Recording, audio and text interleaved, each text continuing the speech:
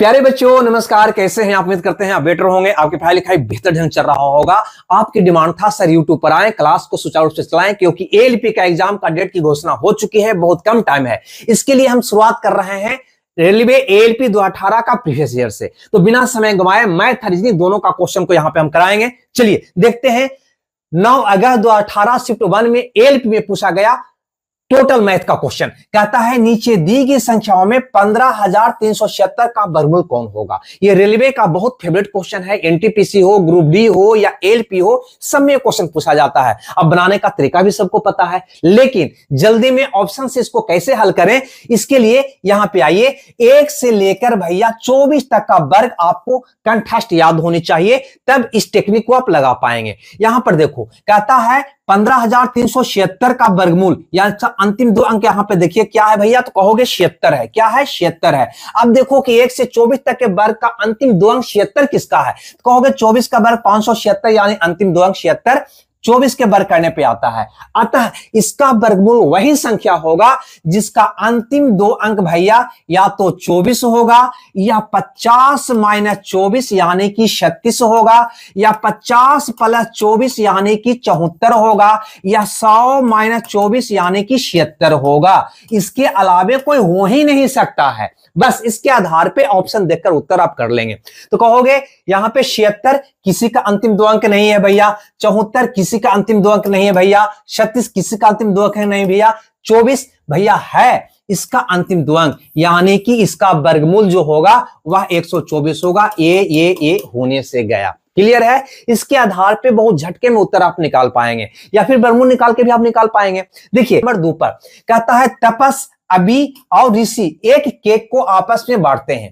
तपस इसका 1/2 हिस्सा था, यानी कि तपस 1/2 भाग लिया एक केक का, और ऋषि 1/3 भाग लिया। ऋषि कितना लिया? 1/3 भाग। तो बताओ कि अभी के पास शेष कितना बचा, यानी अभी का पूछ रहा है। अब तुम ही बताओ भाई, यहां पे टोटल केक 1 था, एक में से अभी कौन भैया, तो कहोगे एक में से तपस लिया 1/2 और ऋषि लिया 1/3, यानी कि इतना तो ले लिया, तो बचा वही ना अभी लिया होगा। यानी कहोगे 1 माइनस 5/6, यानी कि 1/6 भाग कौन लिया होगा? अभी लिया होगा। बहुत ही सिंपल क्वेश्चन, ऐसा ही क्वेश्चन एग्जाम में आता है। अब यहां पर देखो क्वेश्चन नंबर 3 को, है ना। ये कहता है निम्नलिखित संख्याओं में किस संख्या एक अपरिमेय वर्गमूल होगा। अपरिमेय वर्गमूल, अपरिमेय वर्गमूल का मतलब ये कि जिसका पूरा पूरा वर्गमूल ना निकलता हो। अब भैया आपको पता होनी चाहिए कि जिस संख्या के अंत में 2 हो, 3 हो, है ना, 7 हो, 8 हो, या शून्य की संख्या भैया विषम हो, मानी 1 गो शून्य हो, 3 गो शून्य हो, 5 गो शून्य हो, उसका कभी भी पूरा पूरा वर्गमूल नहीं निकलता है, यानी वो हमेशा अपरिमेय संख्या ही होता है। अब गौर से देखो, यहां पे इसके अंत में 8 है, क्या इसका पूरा पूरा वर्गमूल निकलेगा? कहोगे नहीं, यानी ये पूरा पूरा वर्गमूल नहीं देगा, यानी यह एक अपरिमेय संख्या होगा। क्लियर है भाई यहां तक, है ना। बाकी को चेक करने की हमें कोई आवश्यकता नहीं है। आगे बढ़ते हैं क्वेश्चन नंबर 3 के बाद क्वेश्चन नंबर 4 पे। ये ज्यामिति का क्वेश्चन है, और यहां पे कहता है कि जीवा AB को D तक आगे बढ़ाने पर, है ना, डीसी से मिलाते हैं, स्पर्श रेखा डीसी से मिलता है। यदि AB 12 सेंटीमीटर, AB है भैया ये 12 सेंटीमीटर, डीसी है 8 सेंटीमीटर, तो हमसे पूछता है BD की लंबाई क्या होगा। क्लियर है? इसके लिए आप याद रखिएगा कि एक जीवा एक स्पर्श रेखा कहीं मिलता हो तो ये पूरा, है ना, ये पूरा यानी कि AD और गुना होता है ये बाहर वाला यानी कि BD। क्लियर है? बराबर होता है ये स्पर्श रेखा का वर्ग का, यानी CD के वर्ग का। ये फार्मूला को आप बिल्कुल याद रखेंगे। इस तरह का एक क्वेश्चन और आता है ना, जिसको भी आएगा तो हम बताएंगे। यहां पे देखो, यानी कि AD गुना BD बराबर होता है CD², सबको पता होगा। AD कितना है? 12 प्लस x, यहां पे लिख दो 12 प्लस x, और गुना का BD भैया है x, अब बराबर हो जाएगा CD का स्क्वायर, यानी 8 का स्क्वायर 64। क्लियर है? तो ये हो गया 12x प्लस x स्क्वायर बराबर 64। इसको हल करोगे तो हो जाएगा x square plus 12x minus 64 बराबर 0। ये हमेशा द्विघात समीकरण ही देगा। इसका तरीका तो आपको पता ही है कि ये c वाला पद यानी कि बिना x वाला पद को ऐसा दो फैक्टर करो, ऐसा दो भाग में तोड़ो कि गुना करने पे 64 आवे, ये वाला चिन्ह यानी कि घटाने पे 12 आए। क्लियर है भाई? तो कहोगे तुम यहां पे क्या कैसे करें, तो कहोगे 16 चौ 64, 16 चौ भैया 64 होता है कि नहीं, और घटाने पे कितना आवे 12, तो 16 में से 4 गया 12 आ तो गया। क्लियर है? यानी कि एक का मान आपको आ जाएगा, एक का मान आपको आ जाएगा -4, एक का मान आ जाएगा 16, है ना। यानी x का मान निकालोगे तो चिन्ह बदल जाता है, +16 है तो इसको लिखते हैं -16, और -4 है तो इसको लिखते हैं +4। क्लियर है? अब यहां पर देखो, है ना, ये मान तो होने से गया क्योंकि दूरी निगेटिव हो नहीं सकता है, अतः आपका आंसर कौन होगा, x का मान 4 होगा। x यानी कि BD का मान कितना होगा भैया 4। यही प्रश्न पूछा गया था कि BD की लंबाई बताओ, तो कह दोगे 4 सेंटीमीटर। क्लियर सी बात है। द्विघात समीकरण से डायरेक्ट क्वेश्चन भी आता है, ये तरीका को भी आप सीख लोगे। चलिए अगले क्वेश्चन को यहां देखते हैं। कहता है कि 13 मीटर लंबी सीढ़ी एक खिड़की तक पहुंचती है, ठीक है ना, जो यानी कि खिड़की सड़क के किनारे जमीन से 12 मीटर ऊपर है। यानी भैया ये आपका खिड़की है यहां पे, ठीक है, समझ लो ये खिड़की है जो 12 मीटर की ऊंचाई पर है, और यहां से एक सीढ़ी ऐसे जो 13 मीटर लंबी है, ये सीढ़ी है जो 13 मीटर लंबी है ना, ये खिड़की तक पहुंचती है। ठीक है भाई, आगे देखो, कहता है उसका यानी कि सीढ़ी का आधार को एक ही बिंदु पर रखते हुए सीढ़ी को 5 मीटर खिड़की तक पहुंचने के लिए सड़क की दूसरी तरफ मोड़ दिया जाता है, तो गली की चौड़ाई क्या है। यानी ये कह रहा है कि सीढ़ी को ऐसे मोड़ दिए भाई, ये सीढ़ी को यानी कि जो 13 मीटर ऊंची या लंबी सीढ़ी था उसको इस तरफ मोड़ दिए, है ना, यही बिंदु पर से, तब यह एक दूसरी भवन के खिड़की से अटका जिसकी ऊंचाई है 5 मीटर। तो बताओ ये गली की लंबाई, यही आपका गली है, ये गली की चौड़ाई या लंबाई क्या है, ये आपका क्वेश्चन है। कुछ नहीं करो, यहां पे देखो ये समकोण त्रिभुज है, समकोण त्रिभुज के तीनों भुजा ट्रिपलेट में होता है। आपको पता है कि 5, 12, 13 एक ट्रिपलेट होता है। यहां पर भी देखो 5, 12, 13 एक ट्रिपलेट होना चाहिए। यानी गली की लंबाई तो भैया निकल गया कितना, 12 मीटर और 5 मीटर, यानी 12 5 17 मीटर। यानी कि ये ऑप्शन आपका क्या होगा, सही होगा। क्लियर है? चलिए आगे बढ़ते हैं अगले क्वेश्चन में, है ना। ये सांख्यिका क्वेश्चन है। कहता है बहुलक माध्यक के बीच का अंतर 2 है, माध्यक और माध्य के बीच का अंतर ज्ञात करें। तो भैया आपको एक फार्मूला याद होगा, है ना, नहीं है तो हम लिख देते हैं, इसको बिल्कुल याद रखिएगा, इसको घुमा घुमा कर बार बार पूछता है। बहुलक बराबर होता है 3 गुने माध्यक का, यानी कि माध्य का भी लिख सकते हो, या यहां पे दिया हुआ है माध्यक, तो माध्यक ही लिख देते हैं, -2 गुने माध्य। ठीक है ना, इस बात को याद रखेंगे। अब क्या करना है दोस्त, यहां से एक माध्यका को, एक माध्यक को इधर ले आओ, तो तुम क्या कहोगे, बहुलक बहुलक माइनस माध्यक, है ना, माध्यक या माध्यका भी कह सकते हो, बराबर 3 गो में से एगो इधर ले आते, यहां के गो बचा 2 गो, तो 2 माध्यक, ठीक है ना, -2 गुने माध्य। ठीक है, अब यहां पे ध्यान देना, बहुलक और माध्यक का हमें अंतर पूछा है, नहीं, माध्यक और माध्य का अंतर पूछा है। कोई बात नहीं, बहुलक और माध्यक का अंतर यहां पे हमारा दिया हुआ है 2, यानी इसका मान हो गया 2, इसमें से 2 कॉमन निकाल लो, क्या बच जाएगा भाई, तो बच जाएगा माध्यक माइनस माध्य, माध्यक माइनस माध्य। ठीक है, ये कट जाएगा, यानी 1 आ गया, तो आपका प्रश्न का उत्तर निकल गया। क्या निकला कि माध्यक माइनस माध्य बराबर हो जाएगा 1, यानी कि ऑप्शन बी आपका सही होगा। क्लियर है? क्लियर है। तो 7 क्वेश्चन की ओर चलते हैं। कहता निम्नलिखित में से कौन सा एक त्रिकोणीय संख्या नहीं है। तो देखिए, ये त्रिकोणीय संख्या निकालने का कई तरीका होता है, ऐसे 3 तरीका होता है ना, जिसमें से आप सबसे आसान तरीका एक तो होता है ना, संख्या के आधार पर निकाल लो। क्या करो, 1 लिखो, 1 में भैया 2 जोड़ दो, है ना, तो क्या हो जाएगा 3, फिर 1 बढ़ाकर जोड़ दो तो क्या हो जाएगा 6, फिर 1 बढ़ाकर जोड़ दो क्या हो जाएगा 10, फिर 1 बढ़ाकर जोड़ दो क्या हो जाएगा भैया 15, फिर 1 बढ़ाकर जोड़ दो क्या हो जाएगा भैया 21। इस ढंग से आगे निकलते जाएगा, है ना, यही आपका त्रिकोणीय संख्या है। ठीक है, कौन है त्रिकोणीय संख्या, तो कहोगे त्रिकोणीय संख्या है 1, 3, 6, 10, 15, 21, आगे जोड़ोगे 7 जोड़ोगे तो 28। क्लियर है। हमारा प्रश्न था कि कौन त्रिकोणीय संख्या नहीं है, तो भैया यहां पर देखो, है ना, 15 है, 3 भी है, 10 भी है, लेकिन 5 भैया कहीं इसमें नहीं आया है ना, अतः आपका उत्तर कौन हो जाएगा 5, क्योंकि 5 त्रिकोणीय संख्या नहीं है। इसको निकालने का एक तरीका और है, फॉर्मूला से भी निकाल सकता है त्रिकोणीय संख्या का, n × n + 1/2।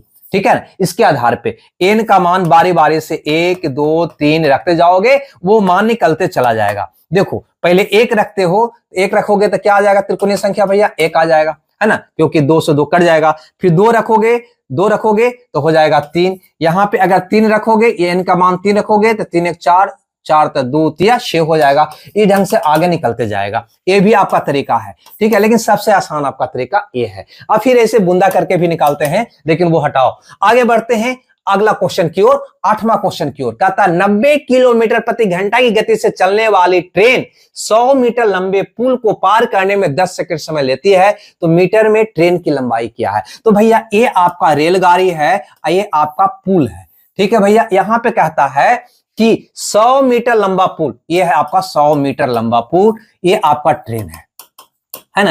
अब पहले ये बताओ कि ये ट्रेन ये पुल को पार करेगा तो दूरी कितना तय करेगा, है ना। ये दूरी बराबर होता है ना, आपको पता है ना, दूरी बराबर होता है चाल गुना का समय, होता है कि नहीं होता है। ये दूरी कितना पार करेगा ये पुल को पार करने में? कहोगे दोनों लंबाई के योग के बराबर। ट्रेन अपनी लंबाई प्लस पुल की लंबाई को पार कर लेगा, है ना, उतना दूरी तय कर लेगा तो पुल को पार कर लेगा। तो यहां दूरी क्या हो जाएगा, तो दूरी हो जाएगा ट्रेन की लंबाई प्लस पुल की लंबाई। चाल कितना है, 90 किलोमीटर प्रति घंटा, ठीक है ना। और यहां पे समय, दूरी कितने में दिया है, मीटर में। दूरी क्या में दिया है, मीटर में। समय क्या में दिया है, सेकंड में। यानी कि चाल किलोमीटर प्रति घंटा है तो इसको बदलना होगा हमको मीटर प्रति सेकंड में, छोटा इकाई में। तो चाल बदल लो, तो 90 किलोमीटर प्रति घंटा से मीटर प्रति सेकंड बदलने के लिए 5/18 से गुना करते हैं, है ना। तो चाल हो गया ये मीटर प्रति सेकंड में। समय कितना लेता है, कहता है 10 सेकंड, तो गुना 10 कर दो, है ना। इतना ही दूरी तय करेगा, 18×5 = 90, यानी कि 250 मीटर की दूरी तय करना पड़ेगा पुल को पार करने के लिए। ये दूरी क्या होगा, तो ये दूरी आपका ट्रेन की लंबाई या पुल की लंबाई का ये होगा। पुल की लंबाई आपका दिया हुआ है 100 मीटर। कितना दिया हुआ है, 100 मीटर। तो बताओ ट्रेन की लंबाई कितना होगा, तो 250 में से 100 घटा दो, कितना बच जाएगा भैया, 150 मीटर। ठीक है, क्लियर है। तो वही ट्रेन की लंबाई आपसे पूछा गया था, जो आपका उत्तर होगा 150 मीटर। क्लियर है। आगे बढ़ते हैं क्वेश्चन नंबर 9 की ओर। ये कहता है 5% सालाना ब्याज की दर से 6 वर्षों के लिए 1600 रुपया पर कितना ब्याज मिलेगा। क्लियर है। 5% दर का मतलब होता है एक वर्ष में 100 रुपये का 5 रुपया ब्याज मिलना। तो एक वर्ष में अगर 5% ब्याज मिल रहा है तो 6 वर्ष में कितना मिलेगा, क्योंकि प्रत्येक वर्ष का एसआई बराबर होता है। पहला वर्ष 5%, दूसरा वर्ष भी 5, तीसरा वर्ष भी 5, तो 6 वर्ष में कितना मिलेगा, कहोगे 6 × 5 = 30% भैया इसको ब्याज मिलेगा। ब्याज कितना मिलेगा, 30% मिलेगा। यहां पे कहता है 6 वर्षों के लिए 1600 रुपया पर कितना ब्याज मिलेगा, यानी ये मूलधन है ना, क्या है, ये मूलधन है।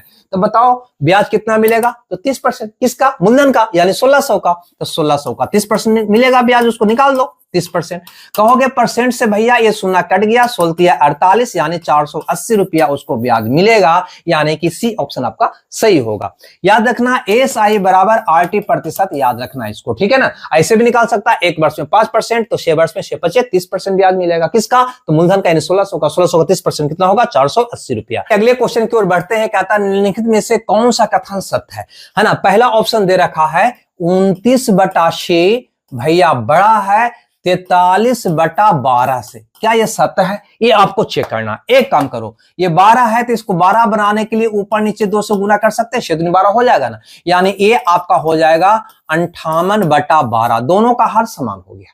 तो अंक दे के बड़ा छोटा हम पता कर लेते हैं। तो यहाँ पे 58 43 से बड़ा है, यानी ए वाला भिन्न इससे बड़ा है। और ये सिंबल भी कह रहा है कि ए वाला भिन्न बड़ा है, यानी बिल्कुल ये कथन क्या है भैया, सत्य है। आगे चेक करने की हमें आवश्यकता नहीं है। अगर चेक करना चाहते हो तो कभी भी 29/6 43/12 से बड़ा तो हो नहीं सकता है, ठीक है, बराबर तो हो नहीं सकता है ना। और ये छोटा 29 हो नहीं सकता, क्योंकि ये पूर्णांक संख्या है, भिन्न संख्या है ना। यहां पर भी अगर करोगे तो 58 आ जाएगा, 58/12 ही हो जाएगा। 2 से गुना करोगे तो ये हो जाएगा 53/12। क्या ये दोनों बराबर है, नहीं भैया बड़ा है, ये भी आपका गलत है। ऐसे इतना करने की हमको आवश्यकता नहीं है, सीधे आपका निकल गया, ठीक है। ये क्या कहता है, कहता है अब से 7 वर्ष बाद विराट की आयु मोहिंदर की आयु का दुगनी हो जाएगी। चलो कोई बात नहीं। 5 वर्ष पहले मोहिंदर की आयु विराट की आयु के 2/5 से 1 वर्ष कम थी। जो ही 1 वर्ष कम, 2 वर्ष कम, 1 वर्ष ज्यादा, 1 वर्ष कम, ऐसा कुछ सेंटेंस दिखाए तो वो बिल्कुल समीकरण का क्वेश्चन हो जाता है और उसको एक्स मानकर बनाना ज्यादा बेटर होता है अनुपात के बजाय। तो चलो एक्स मानने का प्रयास करते हैं। एक्स कैसे माने, तो विराट का आयु हम मान लेते हैं, एक्स भी मान सकते हो, लेकिन कहता है कि विराट के आयु का 2/5 है, यानी कि 5x मानना, यानी 5 के मल्टीपल में मारना ज्यादा बेटर होगा। तो विराट का आयु 5x मान लेते हैं, है ना, x ना मान के 5x। तो मुनिंदर का आयु कितना हो जाएगा भाई, तो कहोगे 2 मुनिंदर का आयु है, यानी कि 2x। लेकिन आगे ये भी लिखा है कि मोहिंदर की आयु विराट की आयु के 2/5 से 1 वर्ष कम थी। मोहिंदर की आयु 1 वर्ष से कम थी, यानी -1 वर्ष भी करना होगा। और ये कहानी है 5 वर्ष पहले का, ये था 5 वर्ष पहले का, वर्तमान का नहीं है, 5 वर्ष पहले का है, उसको बाद में देखते हैं, ठीक है। यानी कि 5 वर्ष पहले का ये कहानी है, तो इसको हम बाद में देखते हैं। आगे बढ़ते हैं। 7 वर्ष बाद विराट की आयु मुनिंदर की आयु का दोगुनी हो जाएगी, यानी ये विराट की आयु जो है ये मुनिंदर की आयु का 2 गुनी हो जाएगी, यानी 2:1, यानी 2/1 होगा। अब बताओ कि विराट का आयु, यहां से पता तो चल रहा है विराट का आयु 5x है, लिखो 5x। लेकिन यह आयु तो कब का था भैया, तो कहोगे 5 वर्ष पहले का था, यानी अब का आयु लाने के लिए 5 इसको में जोड़ना होगा। और हमें आयु क्या चाहिए, 7 वर्ष बाद का, यानी +7 और करना होगा, यानी ये हो गया 7 वर्ष बाद का आयु। आगे बढ़ते हैं, मुनिंदर की आयु की बात करते हैं। तो मुनिंदर का आयु 5 वर्ष पहले है 2x - 1, 2x - 1 5 वर्ष पहले है। अब आएंगे तो 5 इसको में ऐड होगा, और 7 वर्ष बाद जाएंगे तो 7 वर्ष और जुड़ जाएगा। तो ये हो गया 7 वर्ष बाद का विराट और मुनिंदर के आयु, जो दिखा रहा है 2/1। अब इसको हल कर देंगे, आपका उत्तर आ जाएगा। हल करते हैं, ठीक है भाई, हल करते हैं। तो कहोगे 2 दूनी 4x हो गया, या पहले वो वाला को लेते हैं, ठीक है, ये वाला को गुना करते हैं, ये हो जाएगा 5 एकम 5x हो गया, ठीक है ना, प्लस का 7 5 12 गुना 1, यानी कि 12। अब बराबर ऐसे आओ तो 2 दूनी 4x हो गया, ठीक है भाई। आइए हो गया 7 5 12 में से 1 गया 11, तो 11 दूनी 22, कितना हो गया, प्लस का 22 हो गया, है ना। एक कैलकुलेशन आप खुद कर सकते हो। अब यहां पे आओगे तो कहोगे इधर आएगा तो भैया बच जाएगा x, और उधर जाएगा तो घट जाएगा तो बच जाएगा 10, यानी x का मान 10 आ गया। आपसे क्या पूछा जा रहा है, उत्तर दे दो। कहता है विराट का वर्तमान आयु, विराट कौन है भैया, तो विराट ये है, इसका वर्तमान आयु पूछ रहा है, तो निकाल दो। x का मान यहां रखोगे तो हो जाएगा 50, कितना हो जाएगा 50, ये होगा 5 वर्ष पहले का। वर्तमान पूछता है तो 5 और ऐड कर दो, तो कितना हो जाएगा भैया, तो कह दोगे 55 वर्ष हो जाएगा, ठीक है। ये ढंग से बनाओ के आराम से बन जाएगा, ठीक है। कोशिश करना, सारे क्वेश्चन इजी होता है ना हार्ड होता है, कुछ में 1 सेकंड का समय लगता है और कुछ में 1 सेकंड का समय ना भी लगता है, अतः मेंटेन करने के लिए सारे क्वेश्चन को देखना होता है। आगे बढ़ते हैं अगले क्वेश्चन की ओर। यह कहता है कि एक swimming pool 3 tanker A B C द्वारा 10 घंटे में भरा जाता है, यानी इसको कहने का मतलब है कि ए बी सी तीनों पाइप लगता है, तो इसको भैया ये 10 घंटे में बिल्कुल कंप्लीट भर देता है। आगे बोलता है यहां पे कि सी बी से 2 गुना तेज है और बी ए से 2 गुना तेज है, यानी यहां पे ए बी और सी का इफिशिएंसी के बारे में बोल रहा है कि बी ए से 2 गुना तेज है, ए से 2 गुना तेज हो गया बी, और सी बी से 2 गुना तेज है, ये सी जो है बी से 2 गुना, यानी ये हो जाएगा 4, यानी कि तीनों का योग 4 तो 1 7 हो जाएगा, ये हो गया हमारे इफिशिएंसी। अब ये दोनों को गुना करेंगे तो यहाँ पे हमारा क्या निकल जाएगा, कुल काम, यानी कि कुल टैंक जो भी कहो, तो कहोगे 10 7 70। अब यहाँ पे पता हो गया कि कुल टैंक भरना है 70, ए 1 घंटा में भरता है 1 टैंक, बी 1 घंटा में 2 टैंक, सी 1 घंटा में 4 टैंक। प्रश्न है कि ए अकेला ये पूरे टैंक को कितने घंटों में भर देगा, तो ए 1 घंटा में भरता है 1 टैंक, अब भरना है 70 टैंक, 1 घंटा लेगा भैया, कहोगे 70/1, यानी कि 70 घंटा का समय लेगा, यानी कि डी ऑप्शन आपका क्या होगा, सही होगा। बिल्कुल टाइम एंड वर्क मिनट से बनाओ, आराम से बन जाएगा। अब को देखते हैं क्वेश्चन नंबर 13, है ना, ये रीजनिंग टाइप का क्वेश्चन है। कहता है 9 गुना 6 बराबर 45, 7 गुना 4 बराबर 33, 6 गुना 4 बराबर 20, तो 5 गुना 3 का मान क्या होगा। गौर करो कैसे लाया होगा भाई, ये कैसे लाया होगा, तो कहोगे 915 या 45, यानी पहले लगता है ये दोनों को जोड़ा, कितना आ गया भैया 15, और गुना इसका अंतर कर दिया, 9 में से हो गया 3 का अंतर, आ गया 45, यानी ये दोनों का योग 11, ये दोनों का अंतर कितना आ गया भैया 3, गुना कर दो आ गया 33, ये दोनों का योग 10, ये दोनों का अंतर कितना आ गया भैया 2, गुना कर दो कितना आ गया 20, तो ये दोनों का योग कितना हो जाएगा 8, गुना कर दो दोनों के अंतर यानी कि 2 से, तो कितना हो जाएगा भैया 16, है ना, यानी कि बी ऑप्शन हमारा क्या होगा, सही होगा। क्लियर है भाई। आगे देखो क्वेश्चन नंबर 14, ये कहता है कि उमर और अविनाश, ये उमर है और ये अविनाश है, किसी ने क्रमशः 10,000 और 15,000 रुपये का निवेश करके एक व्यापार शुरू किया। ये 10,000 रुपया लगाया और ये 15,000 रुपया लगाया और दोनों एक व्यापार शुरू किया, लेकिन बाद में एक वित्तीय आपातकाल स्थिति के कारण 8 महीने के बाद अविनाश अपना निवेश वापस ले लिया। अविनाश 8 महीने के बाद अपना पूंजी वापस ले लिया, यानी इसका पूंजी व्यापार में 8 माह तक रहा। क्लियर है।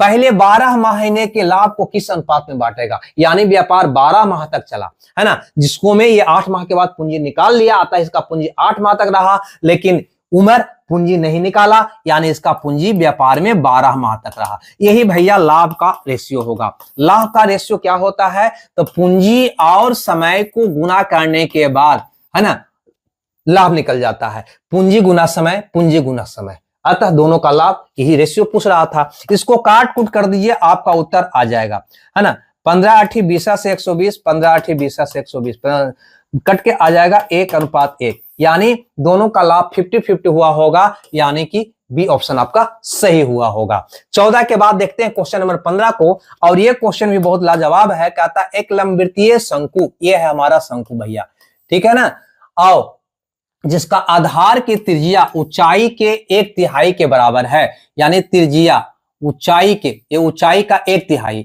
यानी ऊंचाई अगर 3r हो तो त्रिज्या भैया क्या हो जाएगा r, इसका 1/3 हो गया कि नहीं, बिल्कुल हो गया।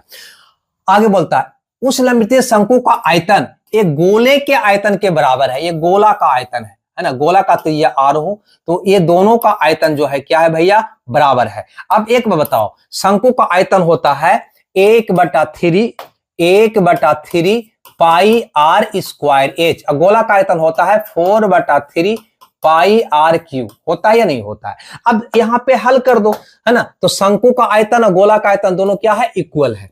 यहां पे देखो तो लिखोगे 1/3 पाई, है ना, r स्क्वायर h कितना हो जाएगा भैया, ऊंचाई कितना हो जाएगा 3r, बराबर यहां पे हो जाएगा 4/3 पाई कैपिटल R ले लिए हैं इसका त्रिज्या, है ना, ताकि दोनों का त्रिज्या अलग अलग हो। अब यहां पर देखो 3 से 3 कट जाएगा, पाई से पाई कट जाएगा, यानी 3r क्यूब ना हो जाएगा जी, 3r क्यूब बराबर हो जाएगा 4r क्यूब।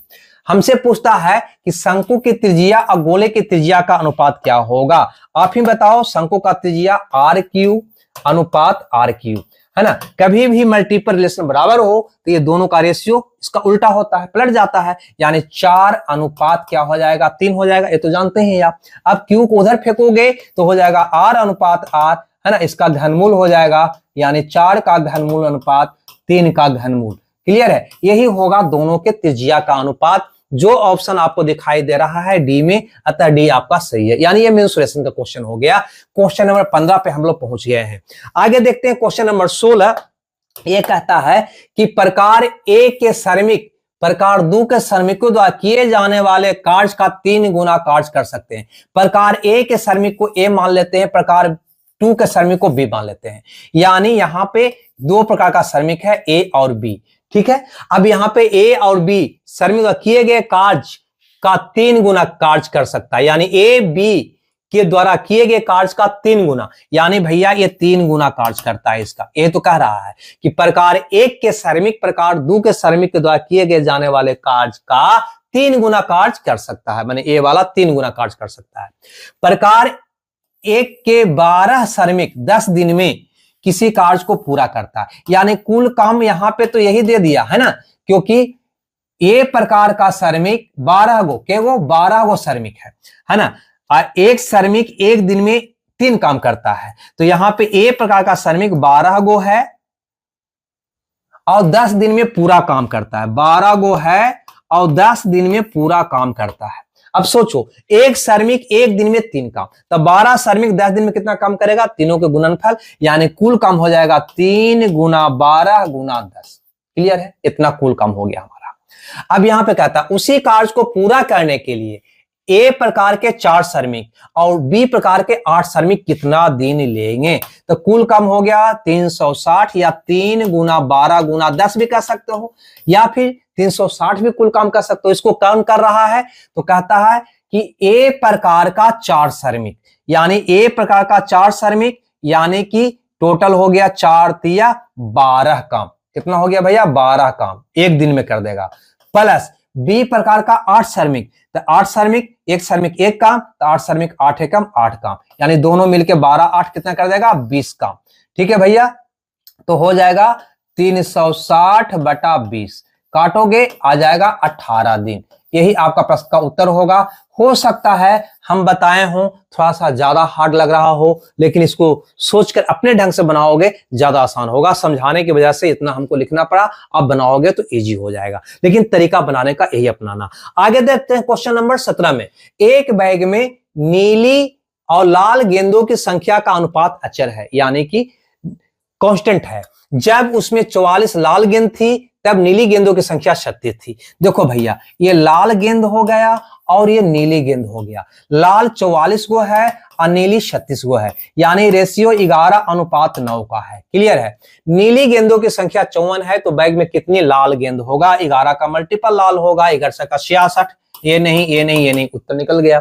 या फिर टोटल निकालना चाहते हो तो यहां पे कहता है कि नीली गेंद की संख्या 54, यानी 9 का वैल्यू 54 है ना, तो 1 का वैल्यू 6, तो 11 का वैल्यू 11 का 66, यानी लाल गेंद की संख्या 66 होगी। ऐसे भी निकल जाएगा।